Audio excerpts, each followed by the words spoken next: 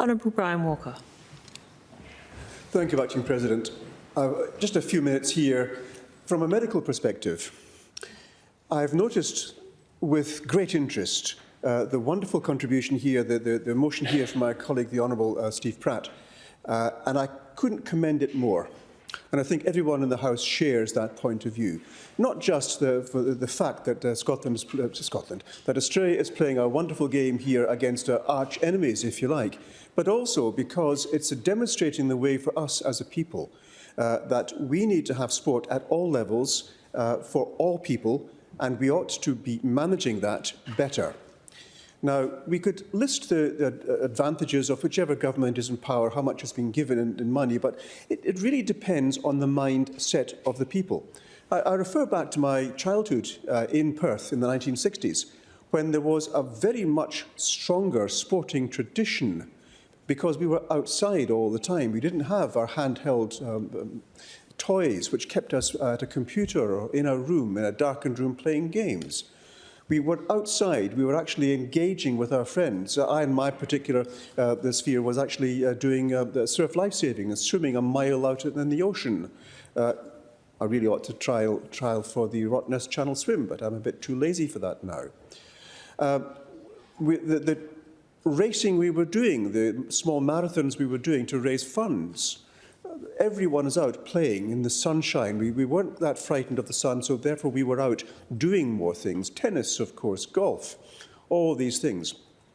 And so, as a medical practitioner, I am very used to the idea of recommending nature, good food, of course, but also getting good mental health and then good exercise, because we are designed as human beings to be exercising, to be moving ourselves.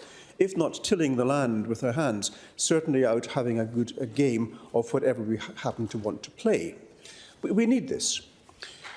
And I look at the benefits here for the parents of those children, as we can stand there on the sidelines and cheer our children on as they develop themselves, learning the skills, not just of the game, but also how to treat each other, how to treat victory, but also how to treat defeat as a mental process for how do you manage life itself. And then we can also look here at a state level, where we're looking here how may we well support those who are gifted at sport for achieving the highest rewards. We can look then at one memory of mine is seeing a long time ago at the Munich Olympic Games, the wonderful Olga Korbut winning her score of 10 at gymnastics, and the way she threw her body through the air, doing the impossible, what we thought was the impossible at the time, and the admiration we have for her skills.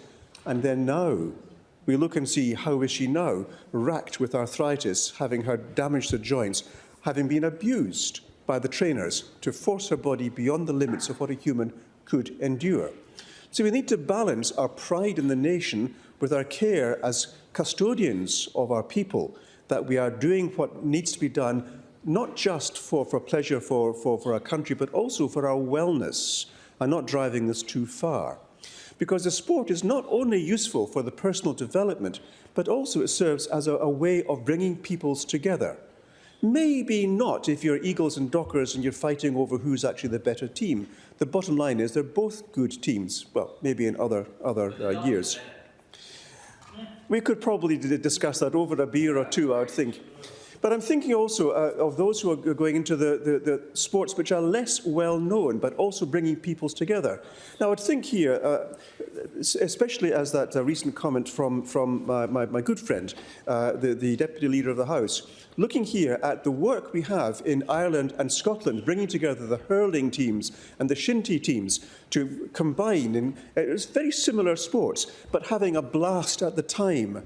And just having a good time together, two countries coming together and sharing what might be a whiskey or a beer after the game, but in the spirit of good fun, all the while caring for your broken wrist or your banged head. And this is one of the benefits of sport, is that it brings people together, not just within the nation, but between the nations, and should be a proxy for our discomfort with others, the need to have wars with other peoples.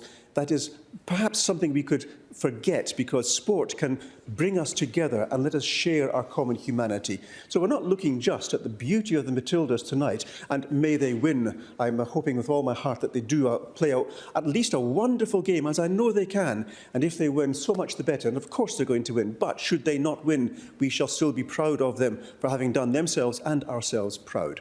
And so I would look at the gifts we have here with our sport, that we ought to be blessed with supporting sport at every stage for every person, whether it's team sports or individual sports, that we're given the opportunity for developing ourselves physically, mentally, even spiritually, and that by doing this, we may come into a better society.